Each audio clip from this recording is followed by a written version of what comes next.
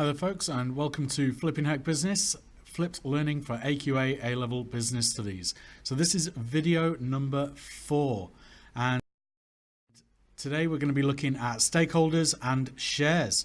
So what we're going to cover is stakeholders and stakeholder interest and conflicts, what are shares, share prices, market capitalization, and then raising capital through shares itself. So first of all, what is a stakeholder? Well, a stakeholder is basically anyone, like individual or organization, who has an interest in the activities and decisions of a business. So this could be anyone from managers or like employees, right the way through to government or even just local pressure groups. So a few examples here. We've got internally, we've got employees, we've got shareholders, and we've got owners. So those are people within the business. Those who are just connected could be people who are customers or any kind of suppliers or anyone who like owes money.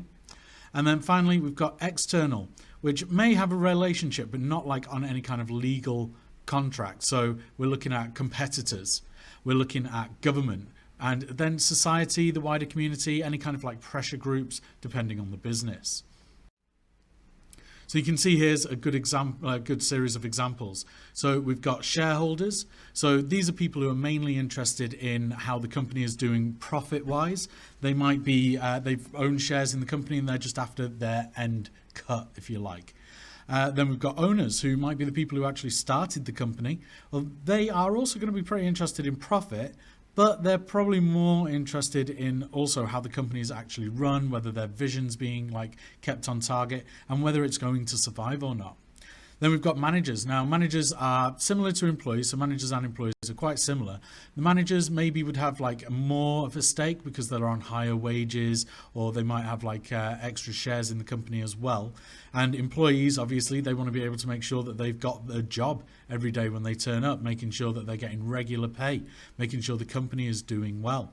Customers. So customers are interested in making sure that they're getting the best price for what they are actually buying, making sure that they are like not being ripped off and they're getting good value.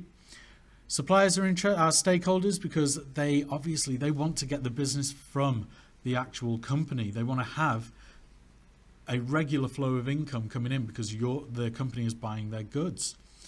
Banks are interested because obviously they want money, and if you've borrowed any money, they want it back.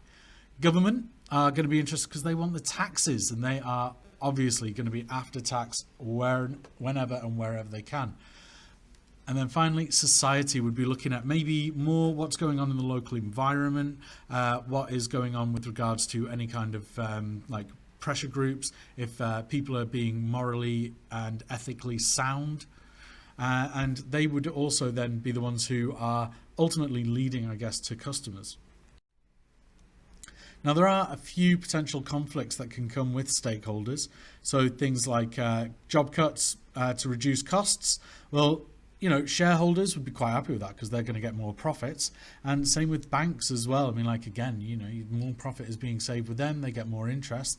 But it's going to be opposed by, obviously, the employees who are getting sacked, and then the local community. Because if you're just like sacking a lot of people in an area, well, they could be actually, the whole community could rely on it. If you look at any of the examples from any of the coal factories that have shut down, the steelworks a few years back, there were thousands and thousands of people just laid off and whole towns just decimated with unemployment. Things like adding extra shifts to increase factory capacity. Well, managers would be quite happy with that. So would customers, and then obviously, like, because they're going to get the actual items a lot quicker, and also suppliers because they're going to be bought from. But local community might actually be opposed to it, and also maybe because you know they might be producing more like waste, but also employees might be against it. Introduction of new machinery to replace manual work. So customers, again, you know, it's going to be introduced in, they'll get their items, they'll get more items, they'll get it cheaper. Shareholders are looking for that profit, but employees getting let off. And finally, things like increasing selling prices to improve profit margins. Well, again, shareholders, management, they'll be quite happy with that. Their targets are going to be hit, they're going to get more money, but customers are the ones who are going to feel the brunt of it. So we've covered stakeholders. So now moving on to what is specifically a shareholder. So shareholders or shareholder or stockholder is an individual or institution including corporations. So corporations can actually own shares that legally own one or more shares of stock in a public or private corporation. So that's your definition. What does that actually? So when we're looking at the difference between stakeholders and shareholders, well, stakeholders have got an interest in the business but do not own it. So they might not necessarily own it. They may work for, so there could be employees or otherwise like transact with the business. Whereas shareholders will actually own the business, they'll own their own little share of it. May also work in the business, and they benefit directly from increases in the value of the business. So they will get more money directly if the value goes up. Now, that's not always to say that a stakeholder is going to be a shareholder, but shareholders are stakeholders. Hope that makes sense. You just need to really flick back a couple of slides and see that there is a relationship there. So, difference between private limited companies and public limited companies.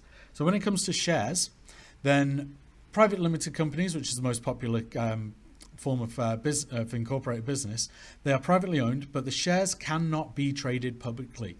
So usually there's just one or up to sort of 20 shareholders, right? And it's quick and cheap to set up, but if you want to sell any of those shares, then it has to be agreed upon with all shareholders that you can sell shares to another party. Whereas with public limited company, then there should be a minimum £50,000 share capital. So that's available shares, £50,000 should be the total for it. The shares can be traded to the public on the stock market, usually through some sort of broker.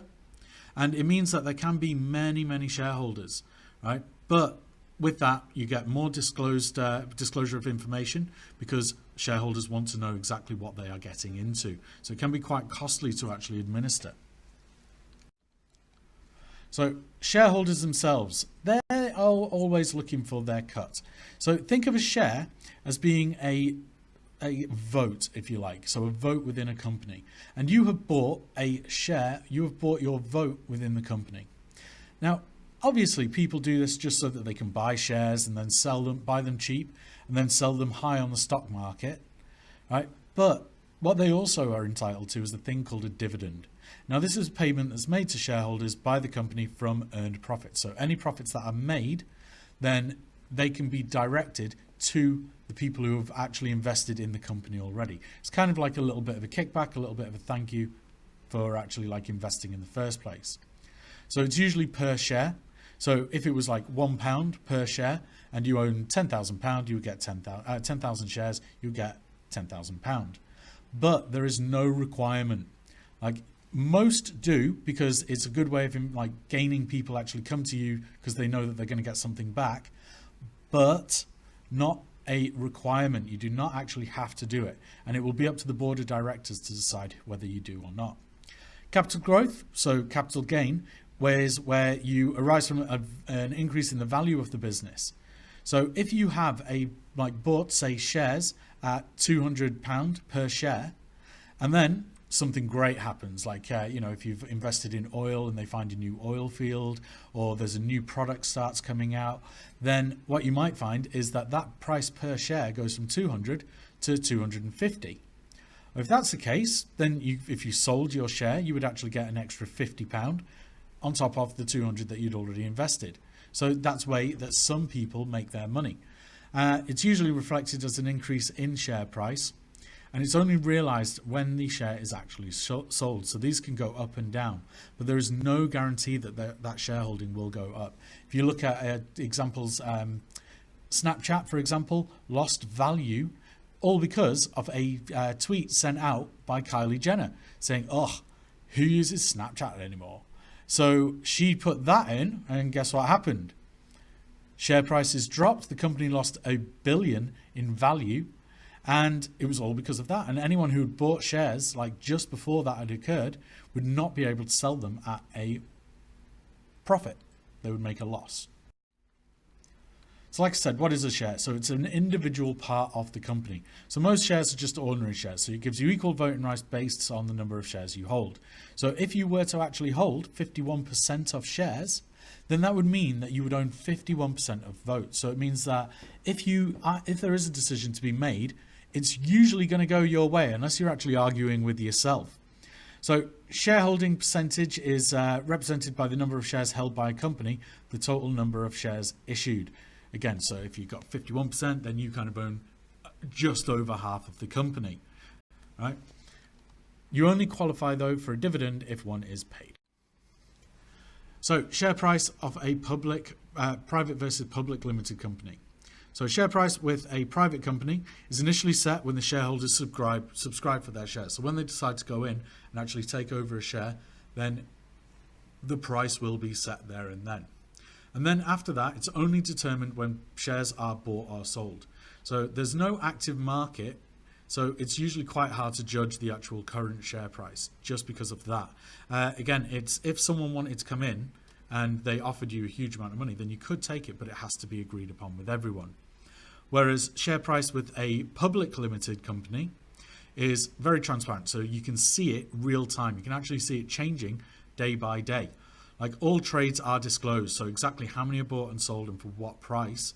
And then share prices are very widely published and tracked. It's almost like gambling, and you just got to keep a track of how that particular company is doing, whether you're going to buy low, sell high, or get out of a company if you know that something bad is coming.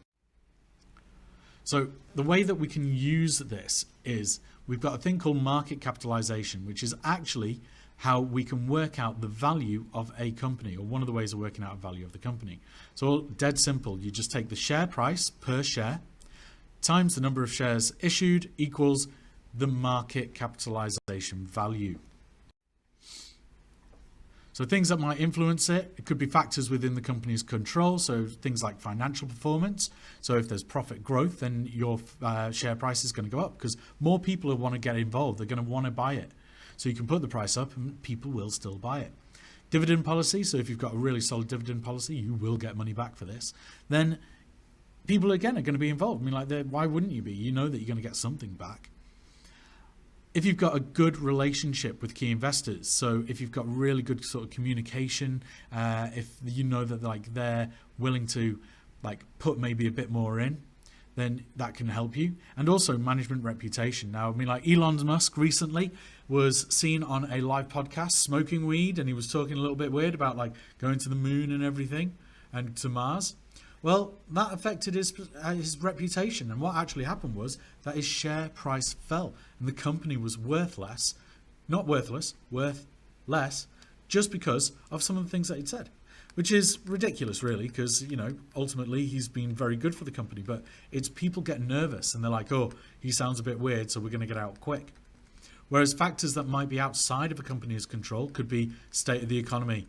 Again, if we went back a few years, 10 years ago this month, then you would actually find that we were in real strife with regards to like the financial crash.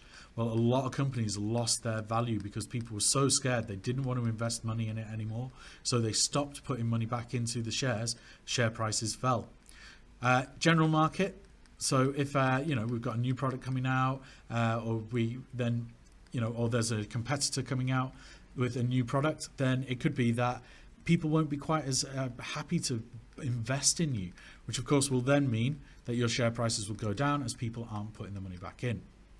So whether the company is a takeover target, if it's a takeover target, usually the price goes up because people want to get involved in it. And then if someone comes along, tries to take over, then you'll find that the share price will rocket and you will be able to actually make quite a lot of money there.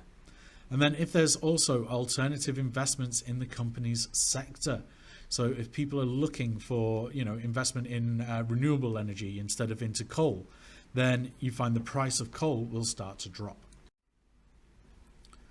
So share prices and profit warnings. So the share price of a quoted public company is significantly influenced by market expectations. So if you think that if you think a company is going to do well, then people will buy shares into it. Then all of a sudden we might get this unexpected profit warning, which says that actually we're not going to be doing quite as well. And all of a sudden we get a lot of people like trying to get out very quick. Now, companies have to issue a profit warning if they think they are not going to make as much profit, because it's only fair on the actual shareholders themselves. All right, folks, I know that was a lot of information. right? Make sure that you make your notes clear and read around the subject as well. Now, my class, we're going to be covering this again, obviously in class. If anyone does want any help with this, please leave something in the comments and I'll see whether I can help you further down the line.